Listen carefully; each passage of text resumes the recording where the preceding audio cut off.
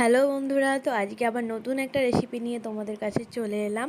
তো দেখতে পাচ্ছ এখানে আমি লাউ খোলাটা যে বেঁচে যায় আমাদের, সেইটা আমি ভাজা করি, বাট আজকে আমি ট্রাই করব ভর্তা, লাউ খোলার ভর্তা।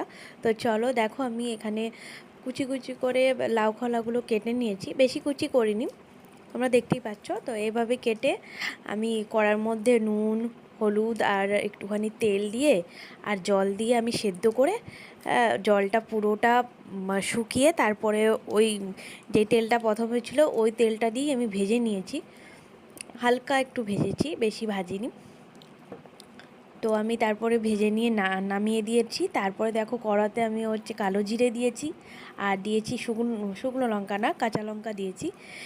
আপনারা এখানে চাইলে শুকনো লঙ্কা ইউজ করতে পারেন, বাট আমি এখানে শুকনো লঙ্কা দিইনি, কাঁচা লঙ্কাটাই দিয়েছি। যাই হোক, এটা একটু নাড়াচাড়া করে এবার আমি নামিয়ে দেবো। এবার আমি সেই সেদ্ধ করা লাউয়ের খোলা আর ভাজা মানে কালো জিরে আর কাঁচা লঙ্কাটা মিক্সিতে পেস্ট করে নিলাম। আপনারা চাইলে কিন্তু এটা শিলনোড়াতে পেস্ট করতে পারেন, তাতে করে টেস্টটা একটু ভালো আসবে। এরপর আমি দেখতে পেয়েছি একটু তেল দিয়ে দিয়েছি, আর তেলের মধ্যে আমি ওই পেস্টটা দিয়ে তার মধ্যে একটু নুন আর হলুদ সবই অল্প অল্প দিচ্ছি, কারণ জিনিসটা অল্প, চিনি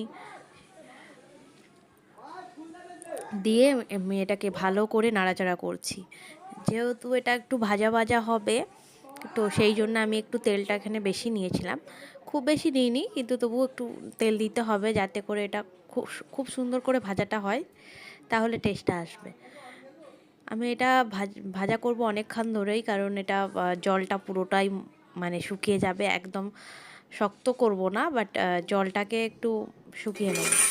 ভালো করে ভাজা করে দিয়েছি, দেখতে পাচ্ছ এখানে আমি হয়ে এসছে। আমি এটা এখানে টেস্ট করেছি, চিনি সব কিছু তোমরা টেস্ট করে নিও।